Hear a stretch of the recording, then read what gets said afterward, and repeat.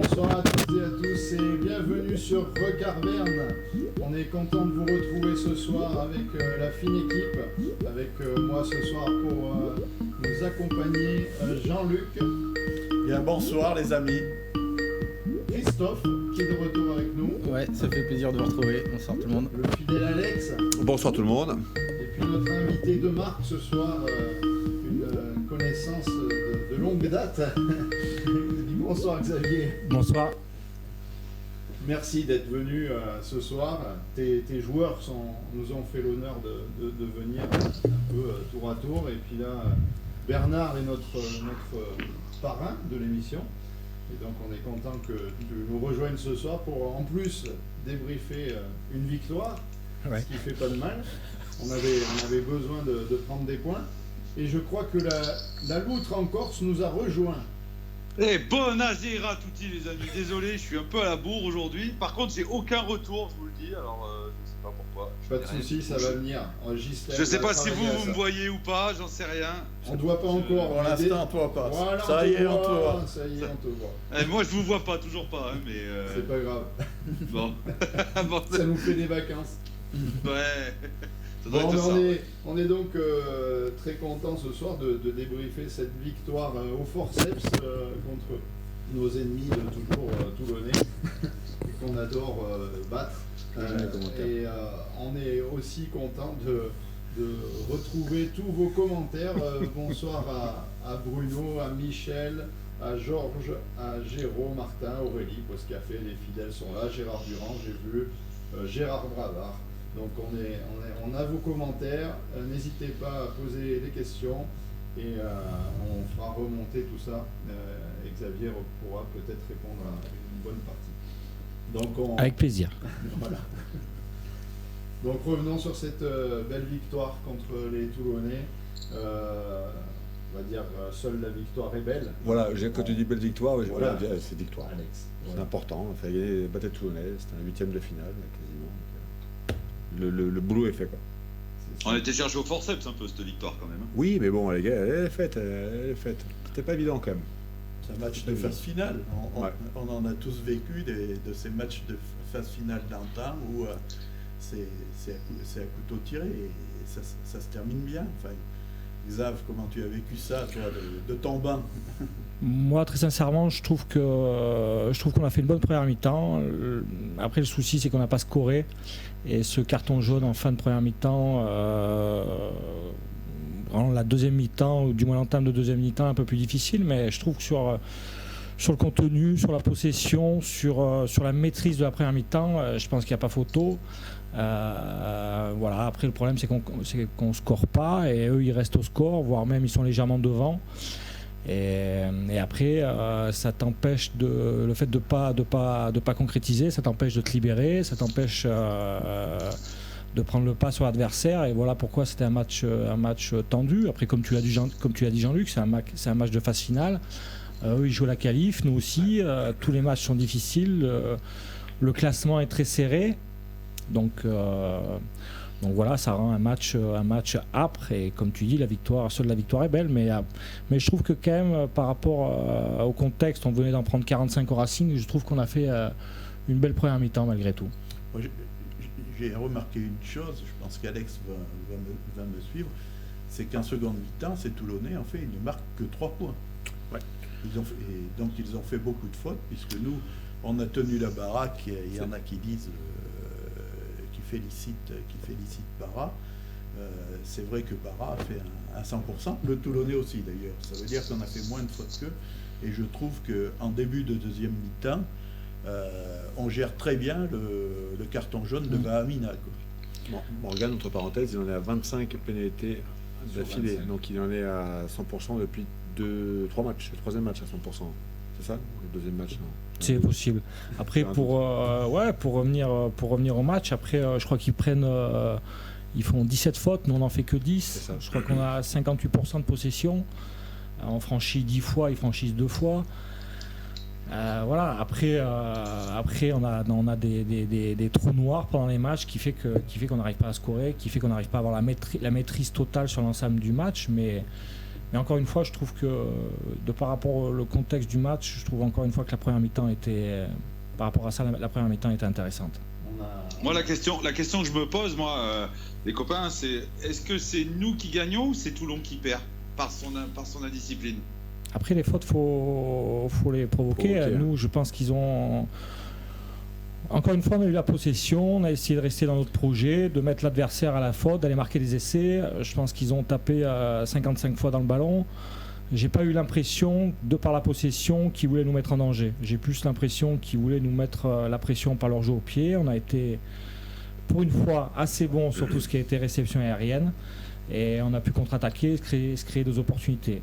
Malheureusement, encore une fois, on n'a pas scoré. C'est pour ça qu'ils sont restés au score. Je pense que si en première mi-temps, sur les 2 opportunités qu'on a, on score, je pense qu'en deuxième mi-temps, ils explosent. Très sincèrement. Ce qu'il y a, c'est ce dont tout le monde a eu peur un petit peu, j'ai l'impression, c'est que sur cette entame de match où on fait le job, effectivement, on score par des pénalités, mais on score.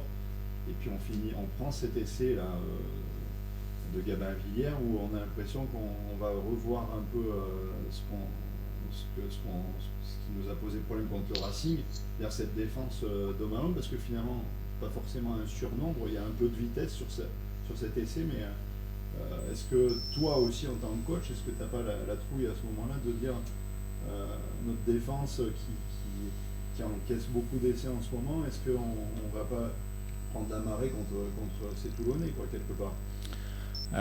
Je comprends que tu puisses te poser la question. Après, je trouve qu'on avait bien bossé la semaine par rapport à tout ce qui s'était passé contre le Racing. Après, il fallait remettre aussi le match du Racing dans le contexte. On avait aligné Sébastien Bézi, Tani Vili, Wesley Fofana, Bastien Porailly. Ce sont des joueurs qui n'avaient jamais joué ensemble. Et je pense qu'on s'était un peu monté le bourrichon par rapport à Vakatawa et on s'était laissé fixer facilement. Alors oui, je peux comprendre que tu te poses cette question-là à ce moment-là du match, mais j'étais plus rassuré de par ce qu'on avait fait dans la semaine, comment on avait analysé ce match et ce qu'il a été ressorti. Donc à ce moment-là, je n'étais pas plus stressé que ça. Je fais simplement un petit break. Au niveau de la technique, on nous dit qu'il y a un souci micro-présentateur. Moi je confirme, j'ai un gros grésillement aussi et on entend vraiment de loin Arnaud. Et j'ai toujours pas le retour d'ailleurs aussi. J'essaie de parler plus fort alors. Il y a Jérôme Martin qui pose une question, à moi, mais en fait c'est plus à Xav. N'oublie pas non plus que Erito nous a fait des misères, je ne vois plus. Oui, là. Il y a cette occasion ratée. Il y a l'occasion ratée en fin de match, mais où notre nouveau talonneur, qui est une pépite, enfin tu nous en diras peut-être quelques mots, malheureusement il a échoué sur les lancers, mais là il nous sauve vraiment la baraque en récupérant ce ballon. Ouais, c'est un jeune joueur qui vient du Racing, c'est sa 2e année au club. Boudou, c'est ça? Benjamin Boudou. Son père est de Saint-Flour, donc voilà, il a des accroches ici, ouais. C'est un garçon plein de qualités, qui est rapide, qui est travailleur, qui est compétiteur, qui a un gros mental. Après,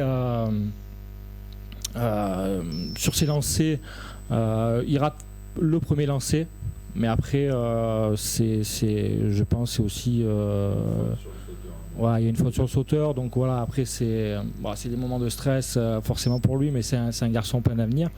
Après oui, il peut marquer comme nous, on peut marquer, on brèche encore une fois, on brèche 10 fois, il brèche 2 fois, donc on peut toujours voir le verre à moitié plein ou le verre à moitié vide. Je trouve que, et moi j'ai souvent tendance à le voir à moitié vide. Je trouve que sur ce match, on n'a pas fait n'importe quoi. On aurait pu complètement partir en vrille de par les 45 points pris au Racing, de par qu'on n'arrivait pas justement à scorer. Et on est resté dans notre projet, on est resté dans le plan. Et à la sortie, ça s'est concrétisé à la fin. Et encore une fois, je n'ai pas le sentiment que la victoire est volée. C'est pas le sentiment que j'ai à la fin du match. Donc, les stats parlent aussi d'elles-mêmes au niveau de la possession et de l'occupation. Exactement. Il y a des pénalités effectivement qui ont sanctionné. Moi, ce qui m'a plu, c'est que malgré tout, on a provoqué des fautes et surtout, il y a eu un arbitre qui nous a fait un sketch et qui derrière a sanctionné quand même des hors-jeux de ligne, chose que des fois certains arbitres ne les sifflent pas, les mecs prennent facilement 1 mètre, 2 mètres d'avance sur la ligne et on se fait tuer les ballons comme ça. Les gars qui sont partis devant, les coups de pied aussi, c'est peut-être, c'est des choses qui ont pesé aussi sur la rencontre, c'est que il y a certaines fautes qui ne sont pas forcément sifflées d'habitude et que Ruiz a sifflé quoi. Bon après il nous a fait un sketch sur le, on en reparlera parce que ça sera un peu mon coup de gueule de fin d'émission, mais le sketch du carton de l'appel à la vidéo via Baptiste Serin, qu'il a très bien joué. Mais bon, voilà, c'est vrai que de ce côté-là, c'est quelque chose de positif qu'on peut retirer, c'est toutes ces fautes qu'on a provoquées quelque part. Exactement, et encore une fois, je trouve, et que ça ne nous est pas arrivé tout le temps durant la saison, c'est qu'on n'est pas sorti du match. Et je trouve que c'est important parce qu'il y avait une énorme pression sur ce match-là, autant pour eux que pour nous. C'était, comme tu l'as dit Jean-Luc, c'est celui qui perdait quand même se rend la tâche très dure pour la fin de saison. Donc malgré tout, on est resté encore une fois dans ce qu'on voulait faire et on a su gagner ce match à la fin. Après, il ne faut pas oublier que c'est un match à pression négative. Hein. C'est un match où tu as tout à perdre. Donc c'est des matchs où et tu sors d'un match, tu te trouves sur un match à pression négative. Après avoir cette performance au Stade Français, au Racing, pardon. Donc tu n'es pas dans un contexte hyper favorable et hyper serein pour pouvoir préparer ça. Et c'est là où oui, on a toujours envie, de gagner avec panache et envie et largement et sans que ce soit facile. Mais là, ça marche pas comme ça. Surtout cette année où le championnat est quand même très très très resserré et chaque point vaut très cher. Et moi, ce que j'ai bien aimé aussi, c'est que les Toulonnais ils ont fait beaucoup de fautes. Ces fautes ont été provoquées par une pression, une emprise quand même de l'équipe, même si c'était pas, on aurait aimé qu'il y ait une plus grande domination de l'ASM, ce qui n'était pas le cas. Mais par contre, ce que j'ai apprécié, c'est qu'on a pu rester dans le match tout au long du match.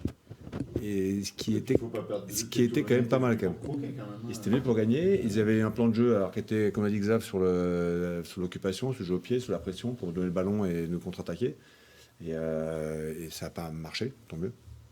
Christophe, toi, avec ton œil de supporter, tu vas dégager, tu peux dégager quelques joueurs, quelques satisfactions il faut sortir du lot. Non, je rejoins les deux fins connaisseurs que j'ai en face. Moi, j'ai effectivement vu l'équipe ne pas sortir de son match malgré les difficultés que pointe Xavier. Et je pense qu'à un moment donné, j'imagine que dans le match, quand on met des choses en place et qu'on a, parce que j'ai effectivement ces stats en tête, de l'occupation et de la possession, et qu'on se casse le nez à plusieurs reprises à 3 mètres de la ligne, à un moment donné, le match avançant, je pense qu'il y a une frustration qui naît chez les joueurs. Et malgré ça, on est resté concentré. Et je pense effectivement que les fautes, elles ont été provoquées plutôt par nos joueurs, plutôt que des fautes un peu bêtes des Toulonnais, quoi. Bah, une chose qu'on peut louer aussi, Christophe, là je te rejoins un petit peu, c'est que malgré les nombreuses touches, encore une fois, mais on le sait, c'est un mal depuis le début de saison qu'on a perdu, on n'a pas lâché. Et effectivement, moralement et mentalement, je ne sais pas ce que Xavier, peut-être que Xavier va confirmer, mais je pense que pour le groupe, c'est une victoire qui fait du bien moralement, je pense. Ouais, tout à fait. C'était important de gagner pour rester dans les 4 premières places. C'était important de gagner pour la confiance. Et encore une fois, j'ai pas eu l'impression c'est pour ça que j'ai un sentiment un peu bizarre par rapport aux réactions des gens ou par rapport aux journalistes après les matchs. J'ai pas eu l'impression qu'on a été ultra dominé, bien au contraire. Et je trouve que, alors, on a mis et je vois qu'il y a une personne qui en parle aussi. C'est vrai qu'ils avaient fait 3 matchs dans la semaine. Oui. Après 3 matchs dans la semaine, avec un peu de récup, si c'est une semaine par an, je ne suis pas sûr que le 3e match, t'es si fatigué que ça quand tu joues la qualif. Est-ce que vous l'avez pris en considération, ça, dans votre prépa? Est-ce que dans le plan, s'il y a un plan de jeu, un plan de match, on va dire, est-ce qu'on se dit à la 60e, il y a un coup d'accélérateur à mettre parce qu'ils vont certainement être cramés ou pas, quoi. Enfin, franchement, on n'en tient pas compte. Après, on sait qu'ils avaient le 3e match. On sait aussi c'est quand même tous sont des joueurs pros. Autant ça peut être compliqué s'il y a plusieurs semaines comme ça dans une saison. Autant ponctuellement faire 3 matchs dans une semaine. Et en plus, j'ai quand même, je pense que le staff médical, le staff des préparateurs physiques ou le staff sportif de Toulon est assez compétent pour quand même les faire bien récupérer, tout ça. Et je ne suis pas sûr que ça avait tant d'impact que ça. Après,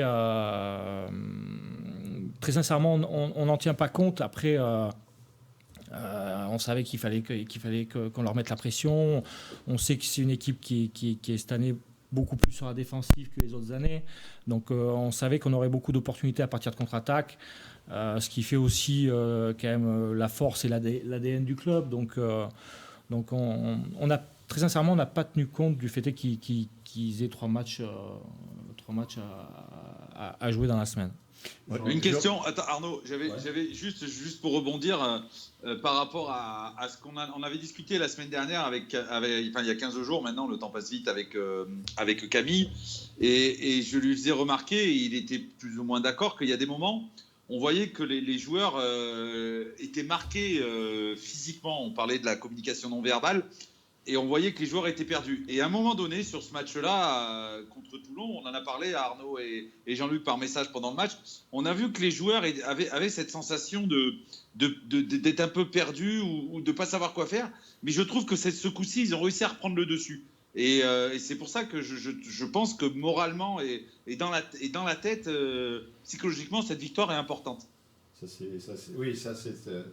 effectivement, ça s'est ressenti, notamment après l'essai de Villiers, où là on se dit, on regarde un peu nos pompes, on se dit bon, on a fait une bonne entame de match, mais on se retrouve à courir après le score, et puis finalement, effectivement, on se dit que les leaders de jeu ont pris certainement le relais à ce moment-là. Ouais, parce que ça se voit en plus avec la réalisation de notre ami Sami Fati, ça se voit sur les visages. J'ai trouvé quand même que les joueurs, par rapport à ce qui est dit, ce qui est écrit dans les journaux, ce que disent certains supporters, j'ai trouvé que l'ensemble du groupe était très impliqué sur ce match. Et pour moi, le meilleur exemple, c'est Peter Betham. Je ne suis pas toujours fan de Peter Betham, mais je trouve qu'il fait plutôt un bon match. Il est sur le départ, etc. Et je l'ai senti hyper impliqué. Et donc, le reste des joueurs aussi, je les ai sentis très impliqués avec l'envie de gagner. Par contre, j'aurais aimé profiter de ta présence pour savoir, à la mi-temps, on a 1 point de retard. Qu'est-ce que vous leur dites dans les vestiaires ? Franchement, j'ai senti l'équipe calme. Encore une fois, pour revenir par rapport à l'essai du 3 Carrel toulonnais, j'ai pas senti de panique. J'ai pas senti les joueurs se dire allez, c'est reparti, on fait des bonnes choses, mais derrière on va le payer cash, on n'arrive pas à maintenir le score, on prend des essais trop faciles. J'ai pas du tout senti ça. Et ce qu'on leur a dit, c'était qu'il fallait qu'on reste sur ce qu'on faisait sur la première mi-temps. C'est-à-dire qu'à partir du moment où on arrivait à mettre 3 temps de jeu un peu dynamiques, il y avait des opportunités de partout. Mais il fallait qu'on reste dans le projet, il fallait qu'on reste dans ce qu'on avait prévu de faire. C'est-à-dire qu'il y a une action, à un moment, on fait 3 temps rapides dans leur 22, et il y a un joueur qui prend l'initiative tout seul de partir parce qu'il pense voir une opportunité de partir côté inversé. Et c'est ces petites choses-là qu'il faut qu'on arrive à gommer, à rester un petit peu plus dans le collectif, un petit peu plus patient. C'est une autre action où je crois qu'on tient le ballon pendant 1 minute 30 et Tim fait une passe à Happy qui met légèrement le ballon en touche. C'est ces ballons-là qu'il faut qu'on arrive à être un peu plus précis, à être un peu plus patient pour continuer à mettre pour qu'on continue justement à mettre les Toulonnais en difficulté. Encore une fois, on n'était pas inquiet à la mi-temps. La seule inquiétude qu'on avait, c'était qu'il fallait qu'on fasse le dos rond pendant les 10 premières minutes de deuxième mi-temps avec le carton jaune de Seb. Pourquoi ? Parce que Seb, un joueur important du pack, le jeune Maïs se retrouvait un petit peu tout seul.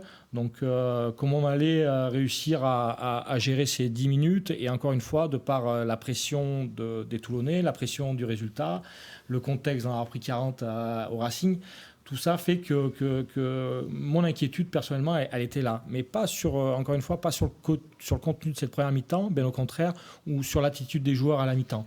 J'ai pas senti des joueurs en panique. Ouais. C'est Après, arrivé on voit- d'autres fois. Ce qu'on retrouve beaucoup dans les commentaires des internautes qui font remonter un peu les noms de certains joueurs qui ont été déterminants dans cette partie. Bon, on parle bien sûr de Nakalevu qui a été encore Pas marrant, déterminant dans le fait de casser la ligne. C'est animal. Je vois que c'est vrai que Fourcade, on n'en parle pas beaucoup, mais c'est quand même, il enchaîne tous les matchs. Et en plus, il sort des très bons matchs. On sent qu'en plus, ça commence à matcher au niveau de la complicité avec ses sauteurs. Bon, après, voilà, on croise les doigts parce que tout de suite, il n'y a vraiment que lui qui est valide, on va dire, avec le jeune Boudou, bien sûr. Donc, on m'entend toujours pas visiblement. Ton micro ne marche pas, Arnaud. On t'entend par les micros des autres, en fait. D'accord. Bon, mais on va se débrouiller comme ça. Je vais parler plus fort. Simplement, donc, du coup, on a vu remonter dans les commentaires. Bon, je disais Nakalevu, Morgan, bien sûr, Morgan qui est le patron. Donc, Je trouve qu'on a eu un capitaine courage, c'est Arthur, parce que j'ai l'impression qu'Arthur avait chargé et qu'il. Bon, il a ramassé. Vous alternez, vous le sortez, il rentre et tout. Est-ce Mais j'ai l'impression qu'il est allé au-delà du possible physique. Moi, j'ai bien aimé, alors tu veux parler d'Arthur et Morgan, et j'ai bien aimé un peu cette emprise un peu d'un leadership. Là, justement, dans ces moments durs, tu disais que ça n'a pas paniqué, et c'est vrai, ça n'a pas paniqué. Mais est-ce que l'apport et peut-être la sérénité de ces jours-là a fait ce petit plus pour pas que ça parte à volo comme d'autres fois ça peut partir en Z? Je sais pas, après, est-ce que sur la dynamique... Je trouve que c'est aussi une histoire de groupe, ça se construit aussi comme ça. Et il faut ces matchs-là pour que certains joueurs prennent la place. Il ne faut pas oublier qu'il y a eu quand même beaucoup de départs à l'intersaison, beaucoup d'arrivées. Il faut laisser le temps à Étienne Fourcade de trouver ses marques. Et comme tu le dis, de match en match, il prend la mesure du poste, il prend la mesure des attentes et de l'ambition aussi du club. Des joueurs comme Alessandro Fischer, comme Jaco Van Tonder sont des joueurs quand même qui deviennent de plus en plus importants.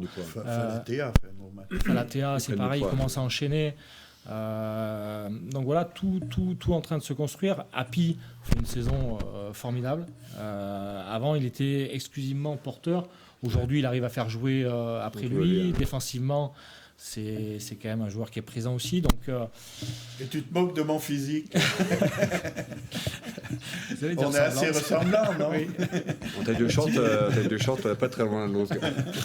Mais voilà, c'est dans ces matchs-là que certains leaders se découvrent, Bien sûr. Encore une fois, Sipili, le match qu'il fait contre Toulon, le match qu'il fait contre le Racing, le match c'est Étienne Fourcade, Happy, Arthur, c'est comme ça aussi qu'ils vont prendre la place dans le groupe et ça se construit.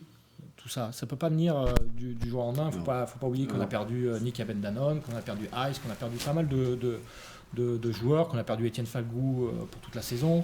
Donc il faut laisser le temps et leur faut des gros matchs pour justement se créer, j'ai envie de dire une légitimité, c'est pas le bon mot, mais se créer une histoire entre eux qui font que demain l'équipe sera encore meilleure. Je te coupe, notre ami, mais ça a déjà glissé, notre ami Doudou a déjà fait les calculs, Doudou Chenevoix, et il nous voit finir 5, et il nous voit partir à faire le match à l'UBB. Bon, c'est fort possible, déjà ce week-end, je crois qu'ils jouent le match en retard, ils vont à Agen, donc il y a de grandes chances qu'on se retrouve à égalité.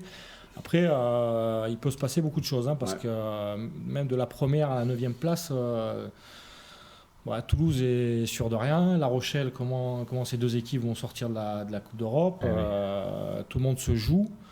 Tout le monde se joue, c'est ça tout aussi. Le monde se joue, et puis après, très sincèrement, d'aller en barrage à l'extérieur ou une demi à l'extérieur ou de... Montpellier va jouer les arbitres là, parce qu'ils sont après, ils ont fait la cerise. Après, il y a là quand même les 8 premières places aujourd'hui qui sont qualificatives. Donc même le 9e peut aller chercher la 8e place pour la Coupe d'Europe l'an prochain. Montpellier a ce match vendredi. Qu'est-ce qui va se passer s'ils sont champions ou pas champions? avant de basculer sur ces matchs sur la suite, parce qu'effectivement, là, on va pouvoir sortir les calculettes. Il y a Eric Blanc. Il y a quand même. Avant de sortir les calculettes, tu peux sortir ton micro parce que là c'est bon, on t'entend bien. On m'entend mieux ? Bon, merci. Ouais. Parfait. Non, au rayon des satisfactions, moi, c'est vrai que j'ai vu dans les commentaires que Miles Amateur Zero s'était fait un peu crépir dans la presse ou par les commentaires des supporters, mais bon, c'est vrai qu'il a le défaut de ses qualités, ce garçon, parce que il a fait des fautes effectivement, mais il déborde d'énergie. Et moi, j'ai trouvé. Pardon ? Je dis à la fin, à un moment donné, il dégoupille un peu et je sais pas si c'est le moment de dégoupiller, quoi. C'est la jeunesse, ça, l'autre. Ouais, c'était fougueux. Oh bah toi, tu sais bien ce que c'est la jeunesse, Jean-Luc. Mais c'est vrai que Miles, c'est vrai que malheureusement, il a fait déjà un gros match contre le Racing. Et là, il a manqué de discipline. Ouais. Il a manqué de contrôle, notamment sur tout ce qui était déblayage. Je crois qu'il se fait prendre 2 fois. Et en plus, sur des temps forts où on a le ballon, on est en train de les mettre en danger. C'est ça. Voilà. Après, faut pas oublier que ce gamin, il a 18 ans, qu'il est arrivé l'an dernier en courte saison, qu'il a fait, je pense, l'an dernier, il a dû faire, je sais même pas s'il a joué avec les espoirs parce qu'il y a rapidement eu le Covid. Ça a été, et là, il se retrouve à un poste où on avait besoin et il est en train de gagner du temps pour les années à venir. Je pense que là, il y a effectivement bonne pioche pour la suite, parce que quand on voit déjà à 18 ans qu'il a ce qu'il faut pour jouer dans ce 5 et surtout, il a quand même un putain de caractère. Il a la connerie. C'est un gros tempérament. Je peux dire qu'il souhaite une sacrée tête de... Ouais, non, il se laisse pas faire même au sein du groupe. Ouais. Il sait ce qu'il veut, il sait comment y arriver. Je sens qu'il a envie d'en découdre, quoi. Voilà, exactement. Ouais, il se laisse pas marcher dessus, quoi, le garçon. Quoi. Ça Exactement. Et puis, donc, au rayon des satisfactions, si j'ai vu passer, on parle de Slimani à gauche, et ben moi je dis ok aussi. Je dis que le garçon, on lui demande de rendre service, et puis en fait, il fait plus que rendre service, je trouve, à gauche, même s'il est fortement critiqué aussi. Il y a un peu de bashing sur lui, là, ce qui peut fatiguer par moment. Et puis alors le jeune Falatea à droite qui confirme tout le bien que nous avait dit Dato notamment, qui est quand même un gars qu'on écoute quand il parle de pilier droit, qui m'avait dit tu verras celui-là c'est du tout bon.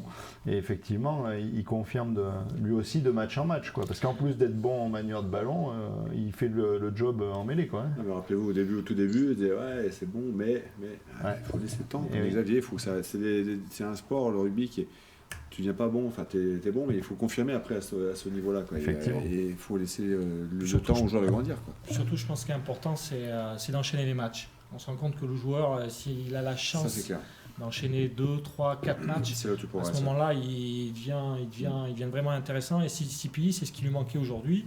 Et Sipili, ce qu'il y a de bien, c'est qu'il n'a pas baissé les bras. Il a été soumis à forte concurrence parce qu'il y a quand même Rabat à droite et ça reste quand même une valeur sûre. Il y a Christian Ojovan qui a fait un très très bon début de saison et qui a été beaucoup plus rapide que ce qu'on aurait pu imaginer. Et Sipili en a un peu subi les prestations des autres et il s'est accroché.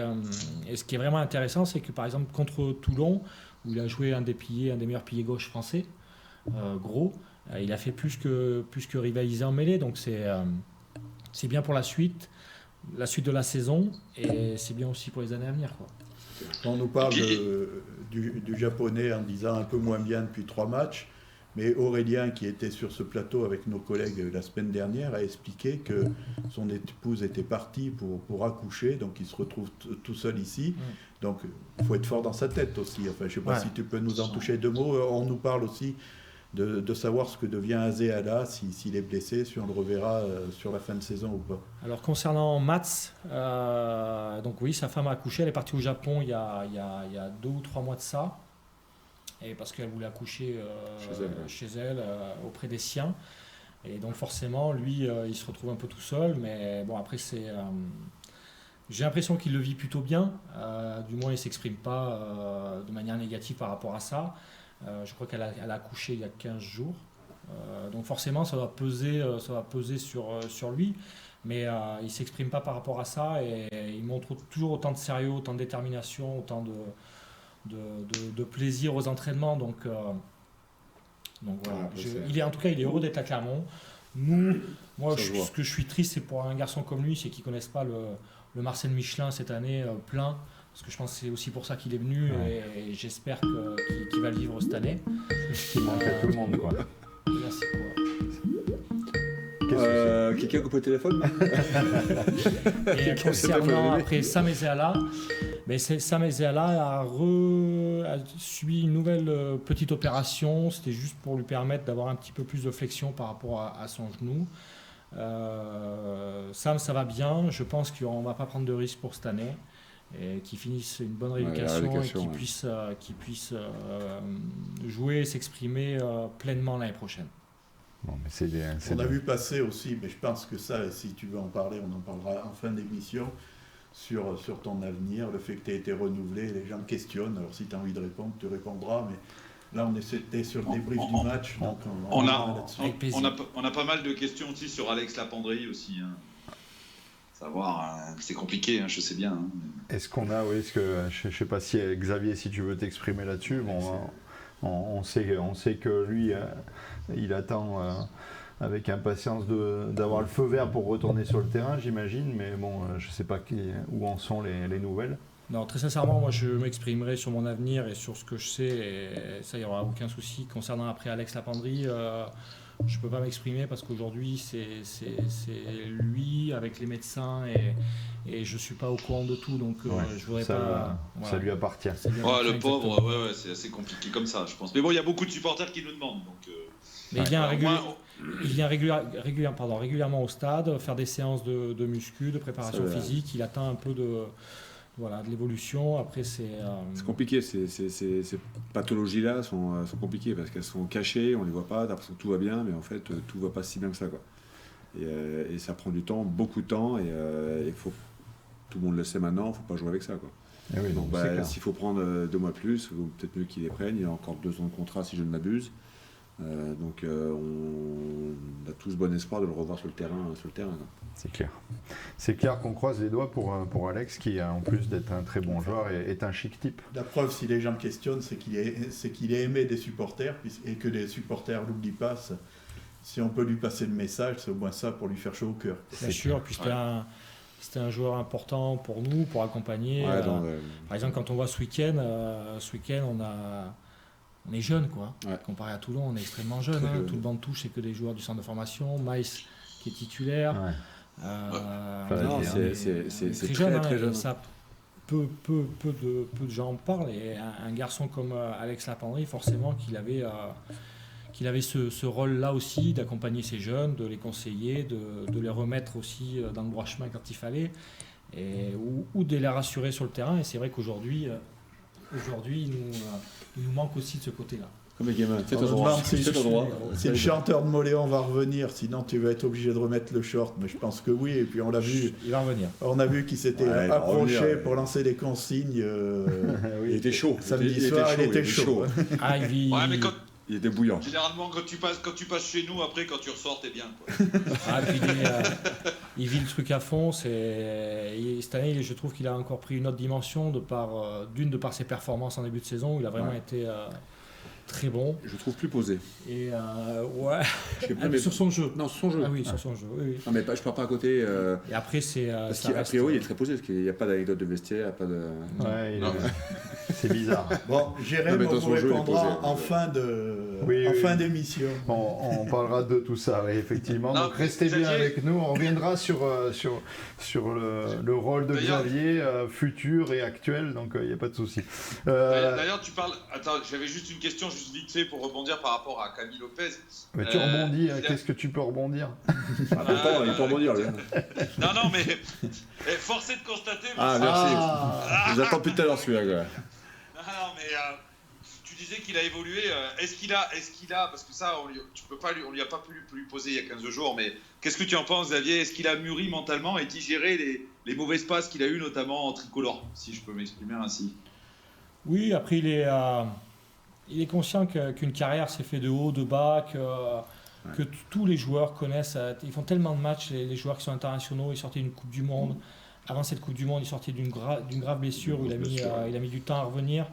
Donc ce qui est important après, c'est qu'est-ce qu'on en fait de tout ça. Et je trouve qu'il en a tiré profit. Ça se ressent dans son jeu, ça se ressent dans sa vie de tous les jours. Le fait est aussi de prendre des responsabilités au sein du groupe, notamment que Franck le nomme capitaine. Ça l'a responsabilisé un petit peu plus. Il est encore un peu plus acteur dans la semaine. Donc voilà. Et puis il y a aussi à ce poste-là, et je trouve que c'est à partir de 30-32 ans que vraiment on commence à le maîtriser, à se régaler. Après, il y a des génies, Mtamack, Jalibert et tout ça. Mais moi, personnellement, j'ai commencé vraiment à maîtriser, maîtriser, c'est un bien grand mot, mais à m'épanouir dans ce poste-là à partir de cet âge-là. Et je trouve que Camille, qui c'est encore un autre niveau, mais je trouve qu'il est en train de toucher du doigt vraiment un niveau qui, dû au fait de son âge, de son expérience et tout ça. Il y a une certaine plénitude, quoi. Exactement. Donc je trouve que ça va être... on n'a pas vu encore le meilleur. Il faut l'homme derrière le joueur, quoi. Il faut une certaine maturité, quoi. Il faut l'homme, il faut la famille. Il est voilà, par rapport à ça, il est complètement épanoui. 3 petits-enfants, bien vivants. Camille, on va être content de le retrouver justement pour dans 15 jours maintenant, parce qu'on a la chance de faire un petit break pour récupérer un peu les forces vives. Donc on va se projeter sur ce déplacement à Toulouse, parce que il serait peut-être même judicieux de prendre des points à Toulouse pour embêter nos meilleurs ennemis aussi, je dirais, avec Toulon. Donc c'est vrai j'espère qu'on aura la motivation pour aller prendre des points là-bas. Très sincèrement, on va tout faire pour aller faire un résultat là-bas, mais au-delà du résultat, c'est aussi de toute façon, on ne calcule pas trop. Je ne veux pas m'avancer, mais pour en avoir déjà discuté avec le staff ce matin, on mettra la meilleure équipe possible pour aller faire un résultat à Toulouse, mais c'est aussi pour enclencher une dynamique, pour ressortir de ce match de Toulouse avec un peu plus de certitude qu'avant d'y aller. Dans tous les secteurs du jeu. Donc c'est sûr qu'on ne galvaudera pas le match de Toulouse. Ouais, on ne fera pas une impasse comme c'est la grande mode en ce moment. On ne fera pas d'impasse parce que de toute façon on n'a pas le loisir on n'a pas la marge pour en faire, aussi bien comptablement qu'en termes de contenu, de confiance, de tout ça. Donc là il nous reste j'espère 2 matchs avant les 2 suivants, voilà, ou 3. Bienvenue dans les chiffres et les lettres, les gars. Là. Voilà, 2 plus 2, 4. Mais non, on mettra la meilleure équipe possible parce qu'aujourd'hui, il faut qu'on continue à évoluer dans notre jeu, dans notre certitude, dans notre confiance collective qui va faire qu'on atteindra l'objectif final. Comment tu vois ce faux pas des Toulousains chez eux contre Bayonne? En plus, ils ont aujourd'hui beaucoup de blessés. Ils vont aller faire, on va en parler tout à l'heure, ils vont aller faire cette finale de Coupe d'Europe. Est-ce qu'ils ne risquent pas de rentrer dans une situation avec des méga blessés et être un peu... Jusque-là, ils étaient très très bien, mais peut-être avoir un petit passage à vide. Et faut-il pas en profiter? Jusqu'à aujourd'hui, il n'y a que 2 équipes qui n'ont pas connu de passage à vide. C'était Toulouse et La Rochelle. C'est les 2 premiers, c'est les 2 qui vont jouer en finale de Coupe d'Europe, et c'est les deux meilleures équipes, mais qui n'ont pas connu de troubles, qui n'ont pas connu de blessés, qui n'ont pas connu de... voilà. Nous, on en a connu, le Racing en a connu, Montpellier en a connu, ça a duré très longtemps, et sûrement sans ça, il serait bien plus haut. Donc voilà, ce qu'il y a de sûr, c'est que pour faire une finale en ayant perdu les 2 derniers matchs, notamment à la maison, je ne suis pas sûr que ça soit bon pour la confiance. Après, je ne suis pas avec eux la semaine, je ne sais pas où ils en sont par rapport à leurs joueurs, les incertitudes ou pas, physiquement ou pas, est-ce qu'ils étaient fatigués. Je ne suis pas assez proche, enfin, je ne suis pas avec eux tous les jours pour les juger, mais de toute évidence, je ne suis pas convaincu que ça soit une bonne préparation de perdre à la maison et d'en prendre 40 la semaine avant contre Toulon, il me semble, avant une finale. C'est jamais très bon. Mais... Yannick Brouille, il n'y a pas le Toulouse, non? Il y a une question, Xav, qu'on va éjecté tout de suite, c'est et pourquoi on ne voit pas éclore un 10 parmi les jeunes. Alors, j'ai lu dans la semaine qu'il y a un 10 qui part à Agen, il me semble, de chez nous. Oui, alors c'est le 3e 10 des espoirs. Maintenant, concernant les 10, donc là on en a 2, Gabin Miché, qui est international moins de 20, et Théo Giral, mais qui s'est pété les croisés cette année, donc Gabin il reprend que avec les espoirs, et Théo Giral qui est international moins de 18, qui sont déjà les 2 qui ont fait la prépa avec les pros. On espère qu'un des 2, voire les 2, vont éclore au plus haut niveau. Après, c'est un poste extrêmement difficile. C'est pour notamment dans des clubs qui jouent le haut de tableau. Voilà, faut avoir du talent. Donc ces 2 joueurs, ils en ont. Maintenant, on espère et on croise les doigts qu'ils explosent au plus haut niveau, notamment à la SM. Après, il n'y a pas de raison pour voilà, on fait pas tout pour qu'ils n'explosent pas, bien au contraire, on essaye, mais c'est encore une fois, c'est un poste tellement exigeant, qui demande tellement d'expérience, et en plus, généralement, c'est des postes où les joueurs ils doutent aussi. Voilà. Mais on fonde de grands espoirs sur les deux. Oui, et puis s'ils explosent pas, on ira chercher un Anglais. Exactement. Bon, je plaisante. Un rouquin. Qu'est-ce qu'il est con, celui-là. Toi, tu grattes tes boutons qui piquent, qui font mal, c'est ça, quoi. Christophe, toi, comment tu vois ce déplacement-là à Toulouse? Eh ben, qu'est-ce que tu attends de ce match, toi? Je suis ravi de ce qu'a pu répondre Xavier. Déjà, j'ai envie de voir une équipe la plus compétitive possible. Effectivement, est-ce qu'on a les moyens aujourd'hui de calculer? Je ne pense pas. Est-ce que ça serait bon pour le moral et pour la tête d'aller chercher un petit quelque chose à Toulouse? Je pense qu'on est pas mal. Et je veux juste rebondir sur ce qu'on disait tout à l'heure, parce qu'on a parlé pendant une demi-heure de groupe, de cohésion, tout ça. Là, on a une semaine off. Est-ce qu'on, finalement, ce résultat contre Toulon, finalement, il tombe pas au meilleur moment on est dans le money time là, de la saison. On a 2 gros matchs à jouer contre les 2 premiers du classement. Je pense que si on a envie d'être champion, voilà, et c'est les matchs qu'il faut jouer tout de suite, quoi. Non, c'est sûr. Parce que si tu avais perdu ce match-là, oui, il y avait quelque chose aussi sur lequel je voulais rebondir. Il y a quelque chose sur lequel je voulais rebondir tout à l'heure. Xavier disait, moi, j'ai pas été inquiet à la mi-temps, mais il y avait quelque chose qui m'inquiétait à la mi-temps du match contre Toulon. C'était le banc que notre ami Eric Bailly le pointait du doigt là, en disant qu'on n'avait pas d'expérience sur le banc. Ouais. Et au final, Toulon a fait rentrer son banc plus tôt que nous. Et c'est finalement là où on arrivait un petit peu à se détacher au score. Donc je pense que pour la tête, effectivement, pour rejoindre Julien, je pense que là, on était dans notre match, quoi. Ils ont fait rentrer que 6 joueurs, quoi. Ils n'ont pas changé le pied droit. Pourtant, il avait Fresia qui est remplaçant à gauche, mais ils auraient pu décaler après le gaucher, Tao à droite. Il ne l'a pas fait. Voilà. Et par rapport à ce que tu dis, par rapport au match de Toulon, ce qui est important, et on l'a déjà vu de X fois, ce qui est important, c'est de déclencher une dynamique positive. C'est ça. Castres, ils sortent 6e. Il y a 3 ou 4 ans, l'année où ils sont champions, mais ils étaient tellement sur une démarche de Fourier. C'est ça, je pense qu'on est au meilleur moment pour concerner tout le monde. Enchaîner les matchs, enchaîner les victoires. Mais parce que là, derrière, tu fais ta pause, tu vas, même si tu ne gagnes pas, mais tu t'accroches Toulouse fort, pour que tu gagnes. T'as des mecs qui allaient enclencher, quoi. Ouais, c'est fait. C'est calé. Et puis tu es enclenché au bon moment, quand même. Oui, c'est ça. C'est pour ça qu'on a tout fait pour ne pas la déclencher trop tôt. C'est ça, on était plutôt maître pour déclencher un peu tôt. Masqué, cette année, on arrive masqué sans mauvais jeu de mots. Le lièvre et la tortue, les copains. Voilà, c'est quand l'autre qui arrive masqué, lui, tu sais qu'il est un peu à poil en tout cas. Vous avez un nouveau président qui vous a mis un peu la pression. Il a dit qu'on allait regarder Toulouse droit dans les yeux. Donc il faut y aller maintenant. Exactement. Ouais, là, on n'a jamais été aussi près, comme on dit. Par contre, on a des commentaires aussi qui parlent des commentaires de Canal pour rebondir sur ce que disait Christophe. Bon. Voilà. Eric Bailly, si tu le regardes pas, on ne parle pas de ces modestes concurrents. Non, mais c'est vrai que.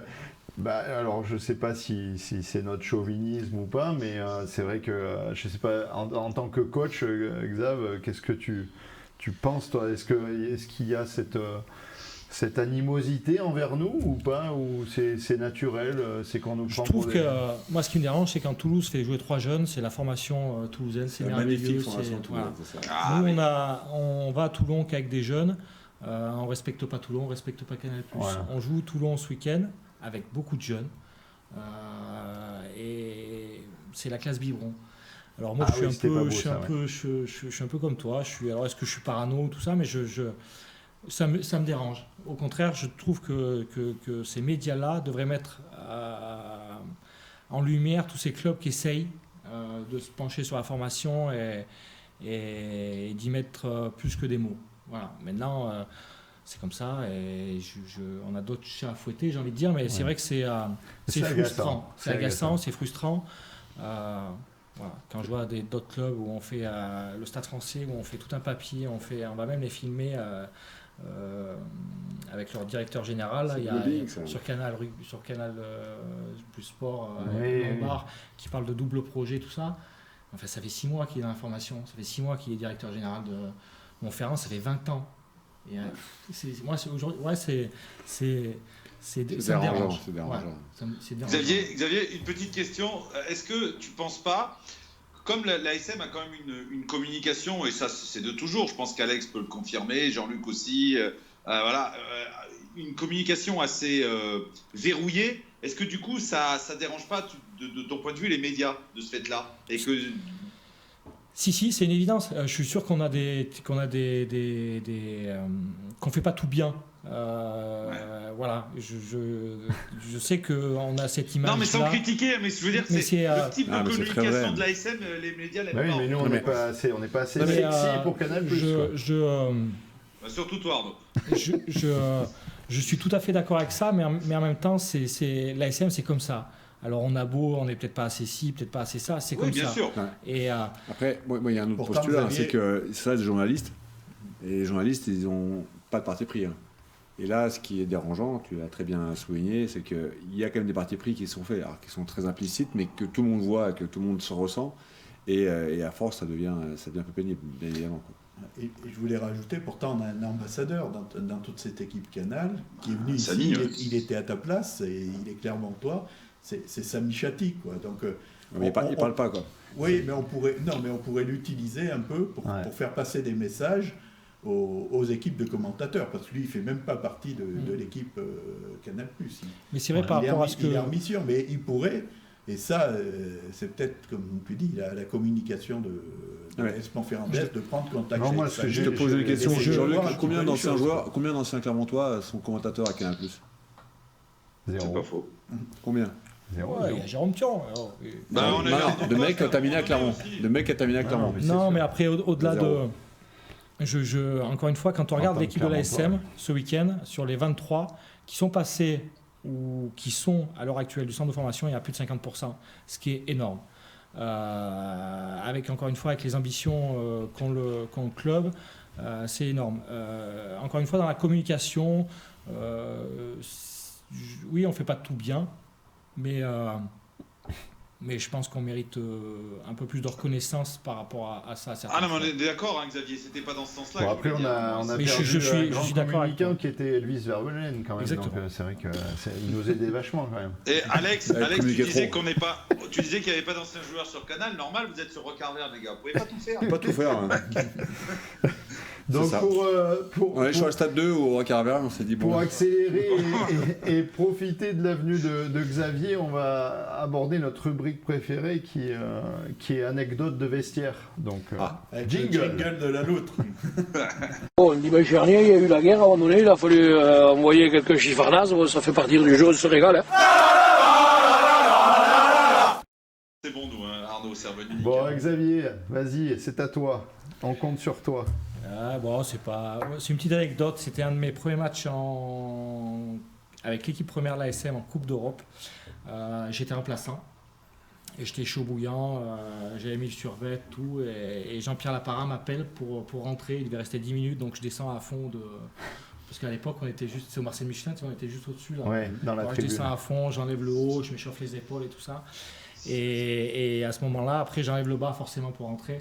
Et quand j'enlève le bas, j'ai pas de short. Et là, je dis waouh. Et là, tout d'un coup, donc il arrive, il m'appelle pour rentrer. Et je dis non, je peux pas là. Et là, il doit partir au vestiaire.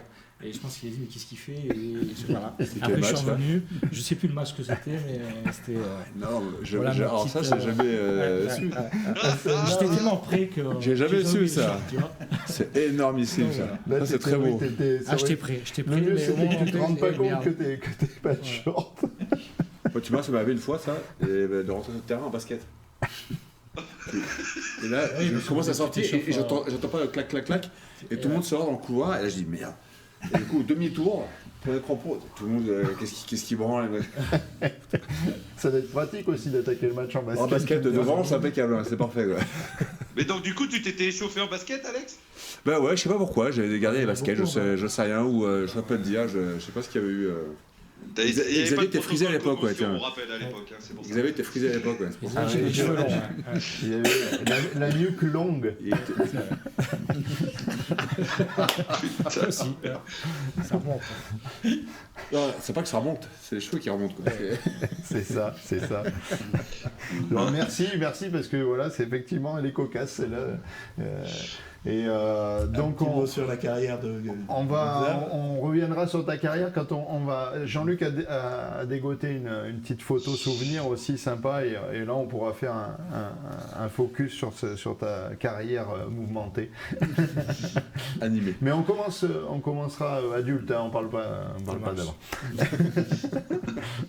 Un petit tour rapide parce que l'heure a tourné sur la Pro D2 parce que c'est le dénouement maintenant de la Pro D2. Money time. Les barrages sont annoncés. Qui va venir brouiller les cartes dans tout ça? Est-ce que Colomiers peut venir perturber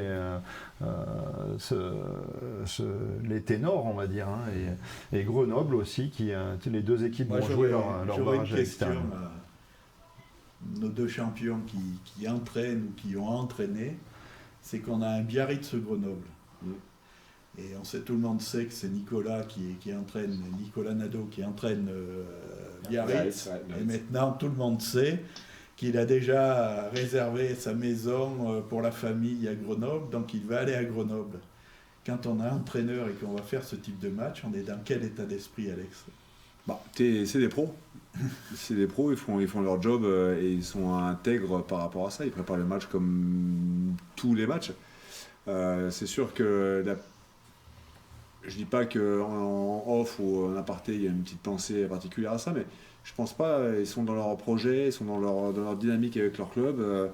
La page sera tournée au dernier match de la saison, donc là-dessus je suis pas inquiet. Puis connaissant Nico pas mal là-dessus, je sais que là, il se projette pas.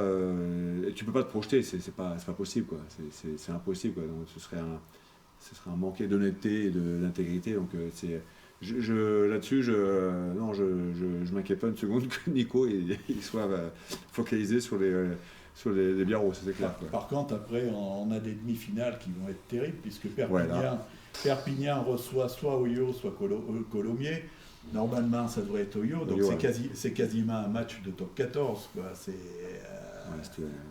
Et derrière, Vannes, qui a quand même peiné ces derniers temps, va recevoir Biarritz ou Grenoble. Donc là aussi, c'est du costaud, quoi. Quel œil tu as, toi, Xavier, sur cette Pro D2? Est-ce que tu regardes des matchs pour essayer de trouver des pépites aussi pour Clermont?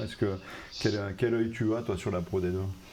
Je regarde alors, pour Clermont, mais aussi parce que j'ai beaucoup joué et que c'est une vision que j'aime bien. Et c'est des matchs âpres et je trouve que les joueurs qui ressortent de la Pro D2, ils ressortent aussi en top 14. Parce que c'est plus difficile de s'exprimer en Pro D2 parce que c'est plus lent, c'est plus haché, tout ça. Et notamment derrière, les joueurs qui arrivent à tirer leur épingle du jeu, à être extrêmement dominants.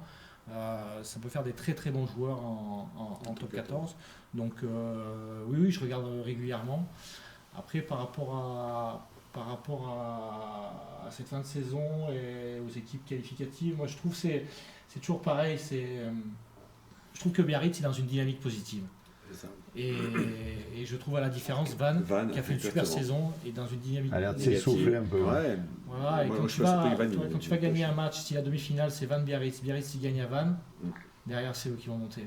Parce qu'ils vont déclencher, je dis ça, Non, mais Tu le sens comme ça. Ouais. Ouais, se je passe comme sens, ça, je sens ouais. Biarritz de par ce qu'ils ont créé un peu toute la saison. C'est une équipe qui aime provoquer les choses, qui est joueuse, c'est intéressant. Je trouve qu'ils ont des très bons joueurs.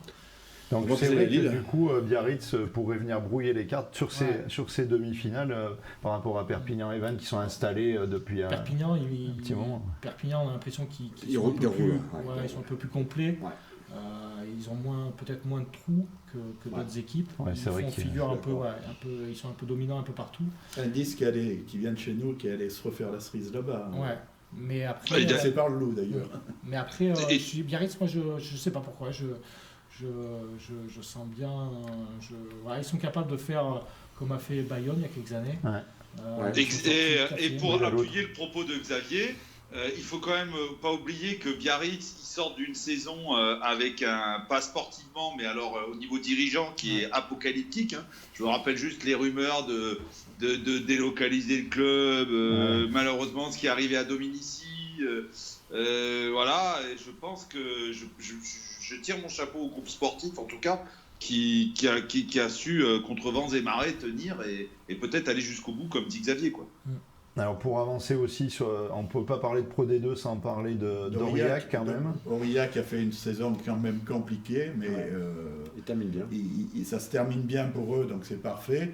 Et surtout un salut à Paul Boisset, parce qu'il a tenu cette équipe pendant un certain nombre d'années. 25 saisons, je crois, enfin 25 ans Aurillac, il a fait un tout Il y avait eu confondu. Petit Jean que tu as connu, il y a eu Victor Bofelli qu'on a connu en tant qu'éducateur quand on allait traîner là-bas. Mais Paul Boisset, c'est quand même une figure. Un petit mot aussi, puisque c'est Soyaux et Valence Roman qui descendent. Et alors j'ai regardé sur la montée, ça va nous réveiller des vieux souvenirs, puisque ça sera soit Bourg-en-Bresse, soit Nice, soit Albi, soit Narbonne. Et Massy et Dax passent devant la glace. Ouais. Et donc c'est encore des... bien positionné quoi, sur la fin de saison.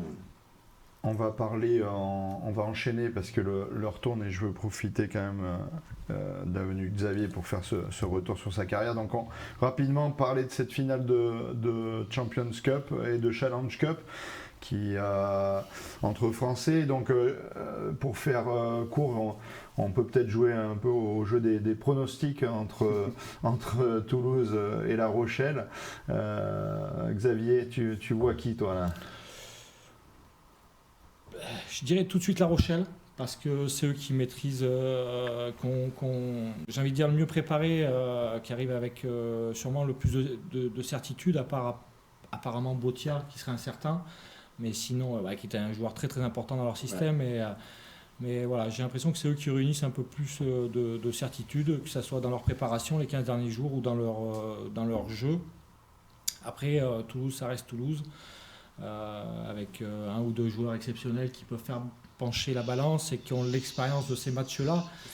Mais j'avoue que La Rochelle aujourd'hui, de par ce qui transpire, c'est costaud. C'est hein. costaud. C'est vraiment costaud. C'est costaud. Et un petit pronostic sur Leicester-Montpellier? Je dirais Leicester parce qu'il y a Thomas Lavanini. Futur joueur de Montferrand. Futur Montferrandais. Non, très sincèrement, Joker quoi. Ouais, encore Leicester individuellement, c'est quand même une grosse équipe. Hein. Ouais. Voilà. Il y a de Après, l'expérience. ouais, puis il y a Ford. Enfin, il y a des joueurs assez. Après, ils sont surprenants les Anglais parce que d'une année à l'autre, des fois, ils se retrouvent, ils sont deuxième, l'année d'après, ils sont 15e. Enfin non, ils sont 10e. On ne sait pas trop pourquoi. À part Exeter et Saracens à l'époque qui sont tout le temps, qui sont réguliers. Mais je pense Leicester est capable sur un match de... T'as vu, il y a des mauvaises langues qui Il y a des disent que tu disent prépares l'arrivée de Jono Aussi, dans La un petit peu. Rochelle. Un petit peu. Non, mais dynamique positive, l'énergie elle est sur La Rochelle là tout de suite. Toulouse sont un peu dans le dur, ils sont fatigués, ils ont l'expérience, ils ont la maîtrise, bien sûr. Donc ça, La seule chose, c'est l'impact psychologique entre les deux équipes. La Rochelle, je pense, a perdu chez eux contre Toulouse. Ouais. Et je pense que La Rochelle a perdu 2 fois aussi l'an dernier contre Toulouse. Donc voilà. Mais, c'est le moment de vaincre le signe indien, quoi. Exactement. Moi, j'ai envie depuis quelques semaines de mettre une pièce sur La Rochelle, parce que c'est vrai qu'ils Ah, ça fait du bien. Ça ferait un du petit bien, coup de ouais. fraîcheur, on va dire. Christophe, t'en penses quoi, toi? Tu vois qui, toi? Je vois Toulouse, pour les arguments qu'a avancé Xavier sur l'expérience, je vois un petit peu un scénario du match qu'on avait pu faire nous en Challenge Cup, contre ces mêmes Rochelais. Du coup, je vois pas un score fleuve à la fin, mais je vois un beau match de rugby et je vois l'expérience toulousaine. Et Dupont qui marque à la fin. Voilà. Oui, ça finit toujours comme ça de toute façon. Ah, c'est Jean-Luc. vrai, mais- Ouais, moi, je m'étais exprimé il y a 15 jours sur ce sujet. Du coup, il dit plus rien. Et Il a dit d'ailleurs, qu'il j'ai aimait mis la le pinot, j'ai mis la cravate de Toulouse. Ah oui, Je pense. Le message est passé, quoi. Le message est passé, quoi. il a craqué, quoi. Ça y est. Je pense que La Rochelle a deux expériences. Je te rejoins, Christophe. L'expérience de la Challenge Cup contre nous, où il s'était c'est différent. laissé aller. Et puis surtout, moi j'ai en mémoire une demi-finale à Marseille contre Toulon, 2017, l'année du titre pour nous, où pareil, ils se sont fait rejoindre. Donc je dirais Toulouse à cause du manque d'expérience de La Rochelle. Bon, faudra finir par apprendre, ils y arriveront peut-être. Ah, ça prend peu de temps. Hein. La loutre, Après pour le MHR, ah oui, je c'est dirais vrai, qu'il Jean-Luc. faut se méfier parce que PSA connaît bien quand même le rugby britannique et je pense qu'il aura préparé quelque chose et puis ce groupe a envie de gagner quelque chose. Ils ont tellement fait rire que ils veulent leur revanche. Ils ont créé Ils sont sur, Les groupes qui ont souffert, tu sais, c'est des groupes qui sont dangereux après. Hein. Ouais, puis ils reviennent fort. Et Ils sont eux, ils sont complets. sur une dynamique positive. Ouais. Tu as l'impression qu'il ne peut pas leur arriver grand-chose. Après, par contre, ouais, par rapport à La Rochelle aussi, alors ils n'ont pas l'expérience des matchs, mais par contre, les joueurs qu'ils ont recrutés ont énormément d'expérience. Skelton, Leeds, c'est quand même- et puis ça leur fait énormément de bien. Collectivement. Et par contre, ils ont deux entraîneurs qui ont énormément d'expérience. Oui, Je pense que Jono a été 3 fois O'Gara. champion d'Europe. O'Gara, en tant que joueur, il a dû l'être un paquet de fois aussi. Donc, Collection, ouais. Non, Il a c'est été clair. aussi avant, quand il La rentre. loutre, Voilà, il reste la loutre. La loutre pour terminer. Il a pas été Non, aussi mais opérationnel, moi, le cœur dirait La il a pas Rochelle. Et je suis d'accord avec Xavier. Je pense qu'Ogara peut apporter vraiment quelque chose sur cette finale. Mais j'ai bien peur que l'expérience de Toulouse, donc le cœur va dire La Rochelle. Et après Montpellier. Bon, on s'en fout, tu payes qui? Tu mets l'argent sur qui, toi? Si je paye. Ouais. Si je paye, je mets Toulouse. Si je paye, je mets Toulouse parce que je pense que honnêtement, La Rochelle, j'ai peur qu'ils aient fait l'exploit trop tôt. C'est le Corse auvergnat qui parle là. Non, mais je pense que La Rochelle a fait l'exploit trop tôt contre en demi-finale là, et j'ai peur que quand tu fais déjà un tel exploit en demi, que ça soit dur de renouveler en finale. Ouais, puis surtout Et, quand c'est espacé comme ça, quoi. Et le deuxième, je pense que le Montpellier a le couteau entre les dents. Tout le monde s'est foutu de leur gueule et je suis d'accord avec Alex. À mon avis, ça va envoyer du pâté. Très bien. Bon, ben on va enchaîner avec une autre de nos rubriques. Jean-Luc nous a fait passer une petite photo souvenir. Donc jingle, Ghislaine. Jingle photo.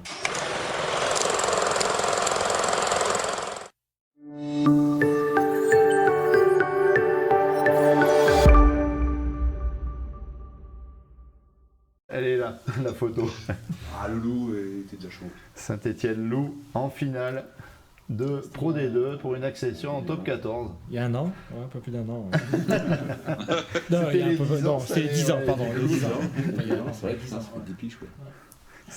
À toi, Xavier, parle-nous de ce match, en particulier de ce match-là. Jean-Luc va nous aider aussi parce que lui, il était dans la tribune.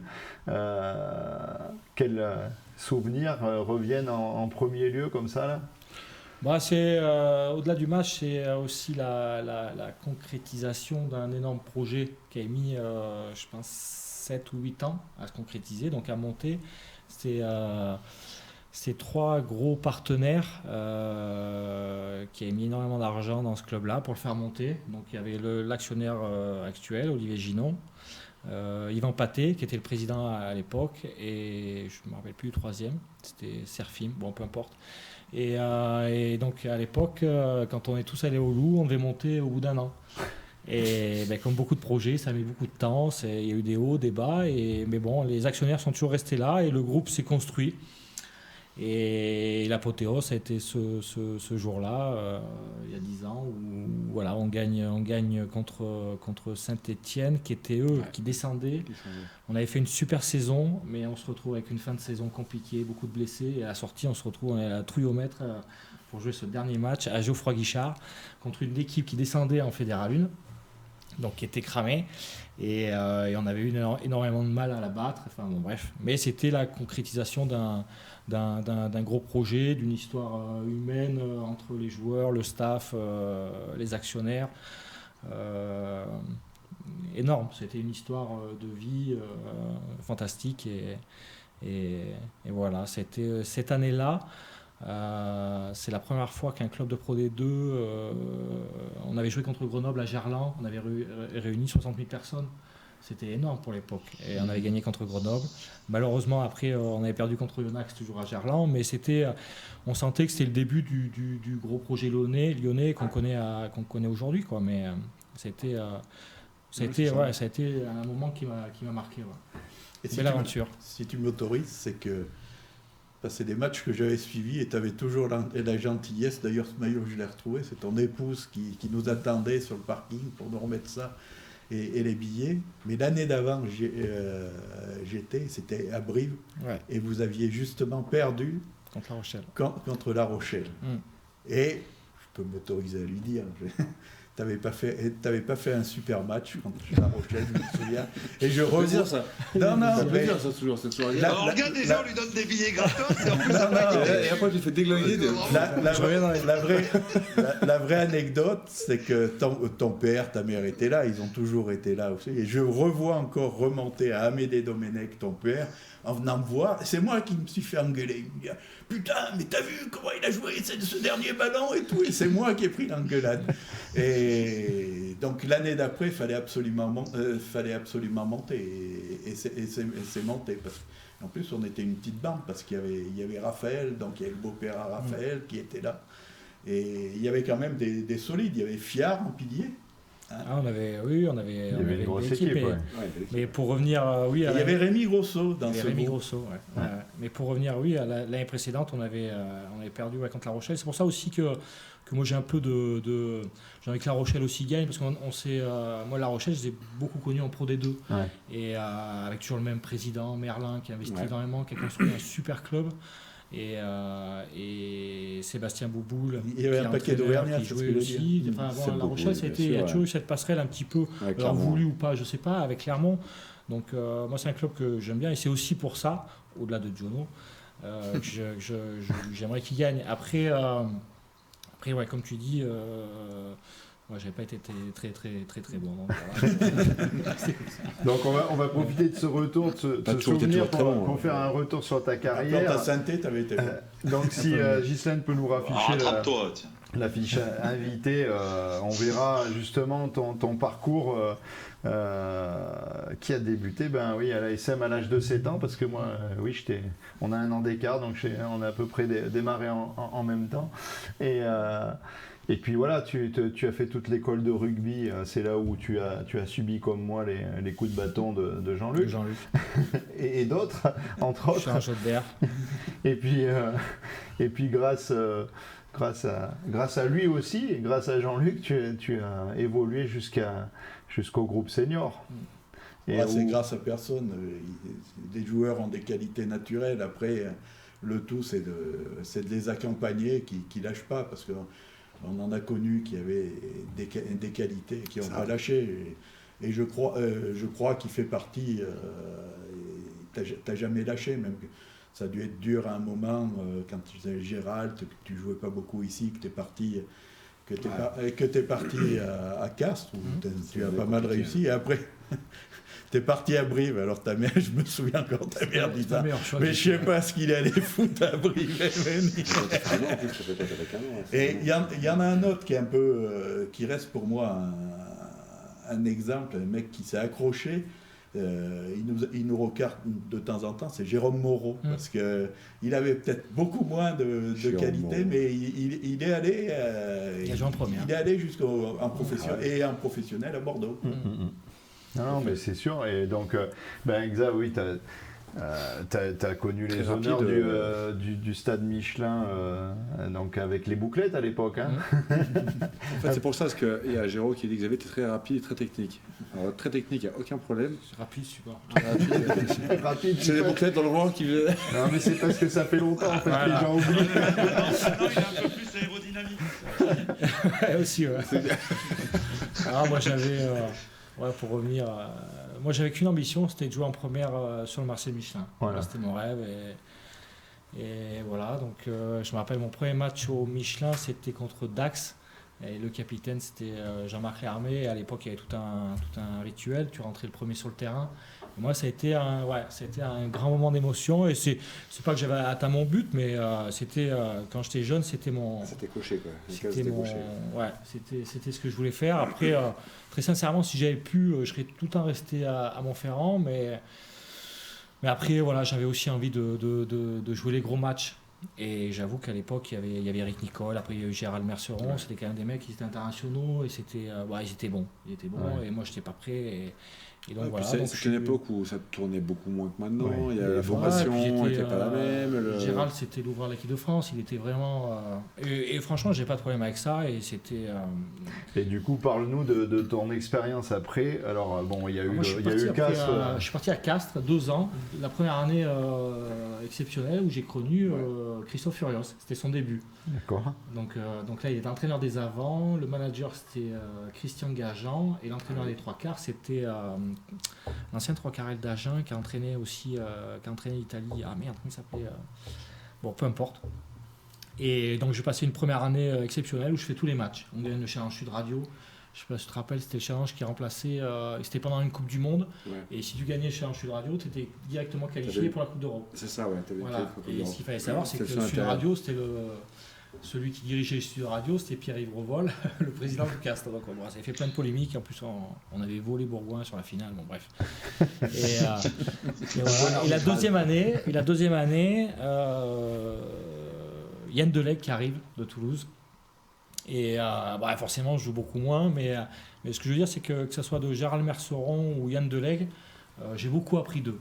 À les regarder jouer, à les regarder s'entraîner, tout ça. Ça a été 2 joueurs pour moi exceptionnels et qui, à ce moment-là, maîtrisaient quand même le poste.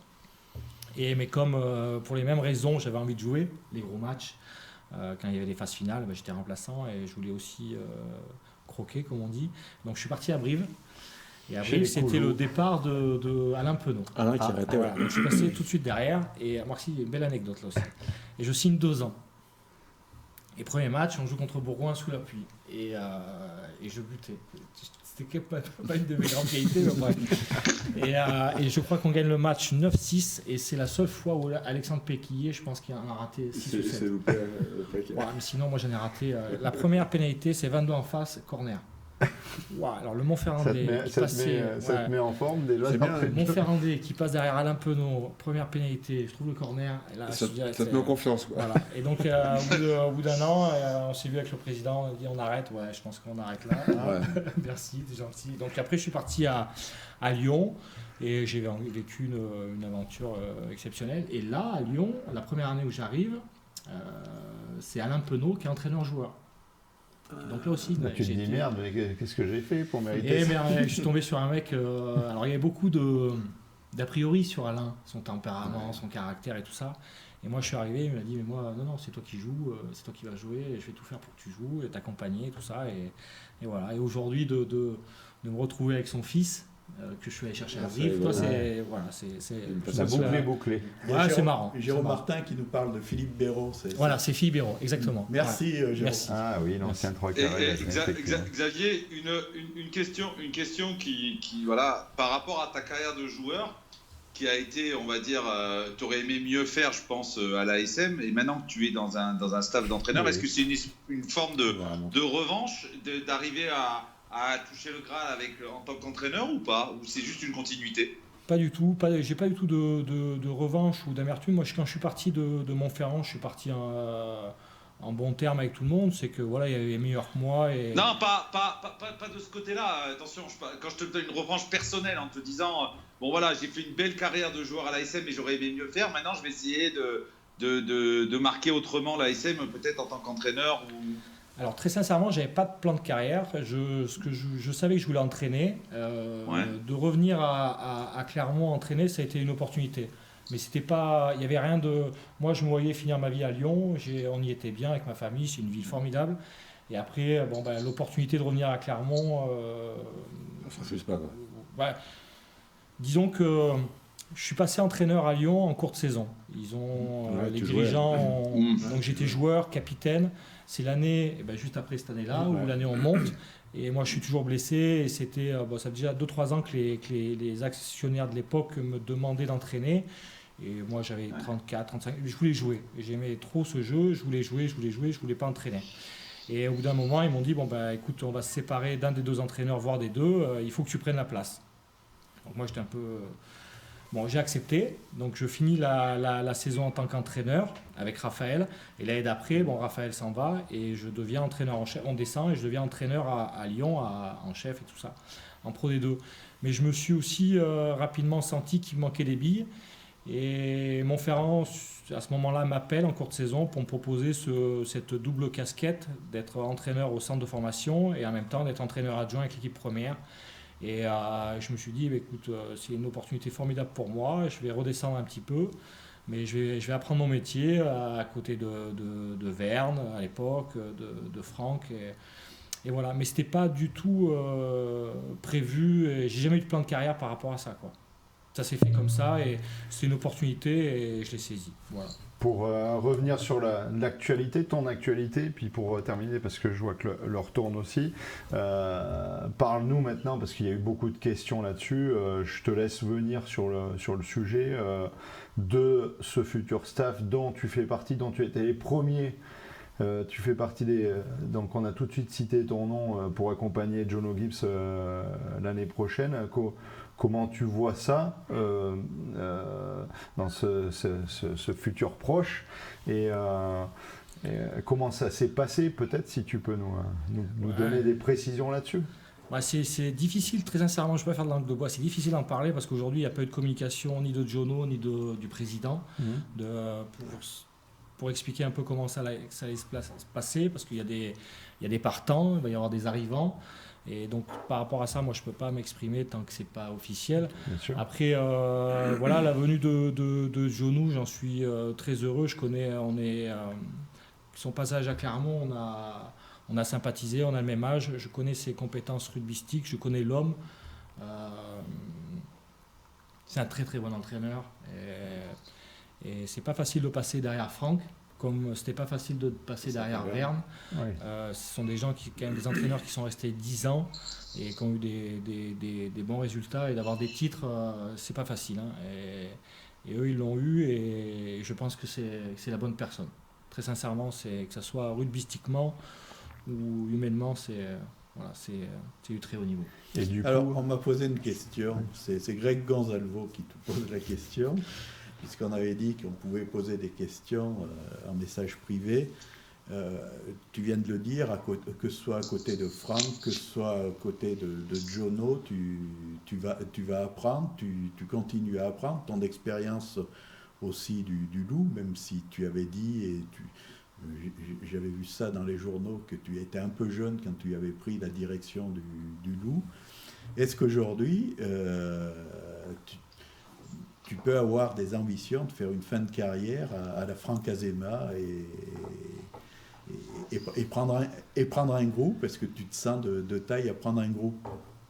Alors, très sincèrement, après mon épisode lyonnais, j'en avais pas envie. Mais je savais pourquoi aussi, quand j'étais entraîneur à Lyon, de passer de joueur, capitaine, ami, et du jour au lendemain de se retrouver entraîneur, manager, parce qu'à Lyon il n'y avait personne. Je me suis retrouvé du jour au lendemain, donc manager les joueurs. Ça fait partie du job. Les agents, de prolonger ou de virer des copains. Et pour moi, j'étais trop seul, et j'avais pas l'expérience, et puis j'avais pas tous les outils à ce moment-là de le faire aujourd'hui. Donc j'ai mis un moment à m'en remettre, et j'ai mis un moment à pas vouloir le faire. Et si on me l'avait proposé 2 ou 3 ans après Lyon, j'aurais refusé. Aujourd'hui, forcément, de par ce que j'ai vécu, de par ce que j'ai envie de faire, de par mon expérience. C'est la suite logique aussi. Ça peut être une suite logique. c'est la suite logique. Ferme pas les portes. Non, non, c'est parce que forcément après. Mais c'est une éventualité qui avait été évoquée quand même, hein. Donc avant que Jono soit nommé et annoncé dans la presse, ton nom circulait bien sûr comme chef. Donc c'est tout à ton honneur.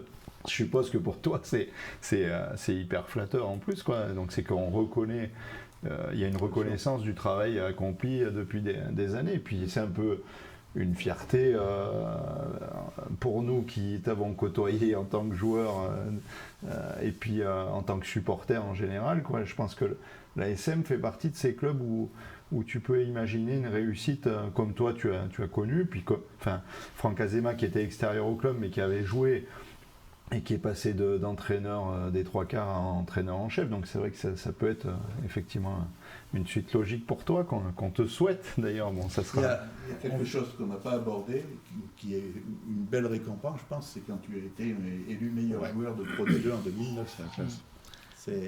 C'est un peu c'est ce que je disais tout à l'heure par rapport à Camille, par rapport à l'âge. À ce moment-là, je me suis retrouvé à jouer à l'ouverture à Montferrand, j'avais 18 ans. Et 19 ans, je me suis là aussi aperçu qu'il me manquait, notamment sur la gestion et sur l'utilisation du jeu au pied. À cette époque-là, il me manquait pas mal de billes. À ce moment-là de ma carrière en Pro D2, j'avais plus de cordes à mon arc et voilà, je maîtrisais mieux le poste à ce moment-là et je me suis... à partir de 30-32 ans, j'ai pris du plaisir à jouer à ce poste-là. Avant, c'est pas un poste c'est facile, donc voilà. Puis ça exposé. Pourtant, Tomino, on ne pouvait pas le mettre ailleurs, il voulait jouer que ce poste. Et c'est à quelle époque où tu t'es arraché les cheveux? Quand j'ai fait l'armée. Ils n'auraient plus jamais repoussé. Non. On va peut-être... Parce que c'est une fidèle supportrice, c'est Muratoise qui te pose la question. La SM n'est pas au top cette saison avec des hauts et des bas. Comment le prend-on en tant qu'entraîneur? Comment tu as vécu ces hauts et bas justement? Alors, faut voir, c'est toujours pareil, il faut voir le contexte et d'où on partait et d'où on arrivait aujourd'hui. L'an dernier, quand la saison s'arrête, je crois qu'on est 7 ou 6e ou 7e. Et ça allait pas très très bien. On savait qu'il y avait beaucoup de départs avec quelques arrivées et on savait pas comment la mayonnaise allait prendre. Benson arrivait avec un nouveau projet défensif, moi j'arrivais avec un nouveau projet offensif et malgré tout on est 4e à un point du 3e et donc il y en a un qui est mieux réussi que l'autre quand même. Tu m'enlèves les mots de la bouche. Je veux pas dire encore une fois que le verre est à moitié plein et voilà, il y a plein de facteurs qui ont fait que c'est une année qui est difficile, qui est longue et très sincèrement, à part La Rochelle et Toulouse qui ont dominé leur sujet, les autres équipes, c'est pas non plus exceptionnel. Le Covid et tout ça, ça a dû jouer quoi. On n'a qu'une victoire de moins par rapport à Toulouse. C'est comme ça. Donc on n'est pas si loin que ça. Après, entraîneur, il faut tout le temps se remettre en question. Après une victoire, après une défaite, après chaque match, après chaque entraînement. Et voilà. Je pense que cette année, même si on va changer d'entraîneur, ça va être une année importante pour les années à venir, notamment par rapport à des joueurs comme Étienne Fourcade, par rapport à tous ces nouveaux, Sébastien Béziers, qui vont avoir une année de plus l'année prochaine, qui seront un peu plus installés dans le collectif, 2 joueurs qui vont nous rejoindre, 2 joueurs importants à des postes où on avait des manques.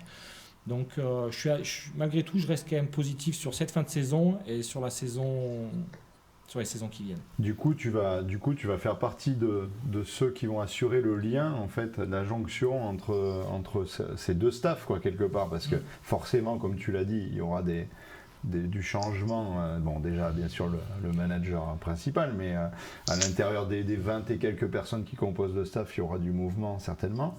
Et donc, toi, tu vas être là aussi pour assurer ce rôle de continuité. Et c'est pour ça que c'est jamais facile une saison où l'entraîneur en chef s'en va. On a pu le voir avec Noves, on a pu le voir avec Verne. Et c'est tellement le changement fait peur, il y a quand même beaucoup encore d'incertitudes. au sein du staff, est-ce qu'ils vont rester, pas rester, et dans beaucoup de secteurs. Donc, et je trouve que malgré tout, on est encore là. Alors, on a conscience, on a conscience qu'on ne joue pas toujours très très bien, qu'on a des gros passages à vide malgré tout, mais on est là malgré le départ d'un entraîneur, malgré toute cette incertitude qui tourne autour des joueurs. Et quand il y a de l'incertitude, ça crée du stress et ça ne permet pas non plus de très très bien s'exprimer. Mais encore une fois, le club est encore là, l'équipe elle est encore là, et je pense malgré tout qu'on a les moyens de faire une belle fin de saison. Quelquefois on égratigne, tu vois. Alors est-ce que tu veux répondre à Tifosi 7 qui dit Benson est en chômage partiel? Alors c'est vrai qu'on parle beaucoup de la défense. C'est très difficile d'être. C'est plus facile. L'ASM c'est quand même un club. Son ADN, son identité, c'est quand même l'attaque. Moi, je suis arrivé, c'est beaucoup plus facile d'arriver dans un club où on prône la contre-attaque, la possession, tout ça. Quand on est entraîneur de l'attaque, c'est facile. On a 2-3 choses à changer de par son caractère, de par son identité. Par contre, de changer des joueurs, une philosophie, de la faire basculer sur un autre secteur sans perdre son ADN, c'est très très compliqué. Et je trouve très sincèrement que Benson fait un boulot exceptionnel.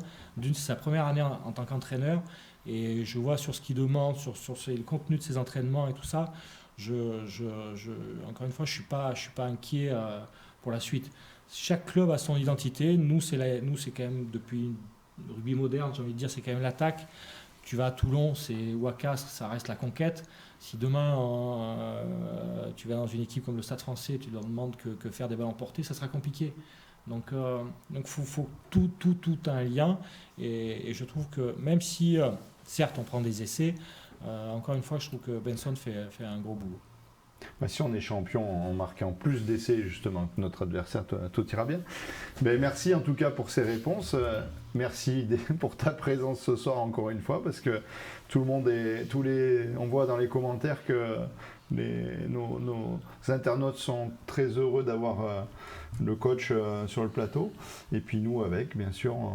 Et Olivier Pic qui était content de te voir en disant que tu parlais pas beaucoup. Parmi les anciens. Saluer. C'est vrai que du coup, effectivement, on ne voit pas beaucoup sur les plateaux télé, parce que pour les raisons que tu as peut-être évoquées aussi tout à l'heure en parlant de Canal. Merci d'être venu. Merci à tous de nous avoir suivis. Je suis désolé, on a encore débordé, hein, Alex. Bon, c'est de ta faute. Tu parles aujourd'hui 1 heure. Et on n'a pas salué notre ami Ruiz aussi, hein, monsieur Ruiz. Voilà, donc je voulais faire un petit coup de gueule. Le carton rouge, voilà, Géraud le réclame. Bon, allez, rapide, très rapide. C'est simplement mon carton rouge pour ce soir. C'est par rapport à notre ami Ruiz qui nous fait des misères. Et donc, ce fameux Captain Challenge par avance, il a devancé, en fait, c'est un précurseur. On a droit à ça dans le Super Rugby, mais pas dans le top 14. Et lui, il a cru qu'il était en Super Rugby. Donc, et c'est surtout les pauvres explications qu'il a données derrière qui sont plus que minables. Le gars, il s'apprête encore plus. Il faut une enquête de la police. C'est ça, ouais. Et puis d'ailleurs, Samy Chatti, merci, parce que la prochaine fois, les ralentis, ils lui donnent pas. Et puis voilà, ouais. D'ailleurs, ouais, on va crépir Samy le prochain. Voilà, c'est ça. Exactement. Qu'est-ce que tu fais? Tu es en train de boire l'apéro? T'as renversé le verre. C'est ça. Bon, ben justement, c'est l'heure de l'apéro, donc... merci à tous de nous avoir suivis. Un petit mot de félicitations, pas j'ai vu passer, au Clermont Foot qui monte. Ah bah ouais, la classe. Ah oui. Quel est ton sentiment simplement? Parce que j'ai vu qu'il y avait beaucoup de choses sur le Clermont Foot. La classe. C'est plutôt un plaisir. Ah, mais moi je suis super content, et surtout du fait que l'entraîneur c'est Pascal Gatien.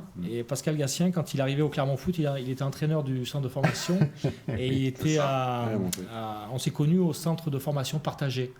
Et moi j'étais donc directeur du centre de formation rugby et lui directeur du centre de formation de foot, et on avait un petit peu partagé, et j'ai trouvé un mec sage. C'est un besogneux, moi je dirais. Ouais, ouais, c'est ça. Et en plus, quand on discute un peu aussi avec les entraîneurs, je lui demandais mais c'est quoi ses qualités et tout ça, et ils disent on est très content, c'est lui qui va remplacer Corinne Diacre et c'est un formateur. Et tu verras, grâce à lui, on va bien jouer au foot. Et je trouve qu'il a été, d'une, ça a été courageux de la part du président actuel, à l'époque de le mettre, déjà d'avoir mis Corinne Diacre, mais de mettre lui. Et puis c'est simplement une juste récompense du travail qu'il a fait. Il n'a pas eu une carrière toujours, il y a eu des hauts, des bas, enfin bon bref. Et voilà, donc je suis très content pour lui et forcément pour Clermont Foot, et c'est très bien. On a une belle équipe de foot en Auvergne. Ouais, on va voir le PSG. C'est vrai qu'on se devait d'en parler. Donc, on va y arriver. Merci à tous. Merci de nous avoir suivis. N'hésitez pas à liker la page, à partager l'émission, que ce soit sur Facebook ou sur YouTube, sur les différents réseaux sociaux. Et on sera très content de vous retrouver d'ici 15 jours sur Rock Arverne. À bientôt. Bonsoir à tous et merci Xavier. Merci à vous. Bonne soirée. Merci. Ciao, ciao.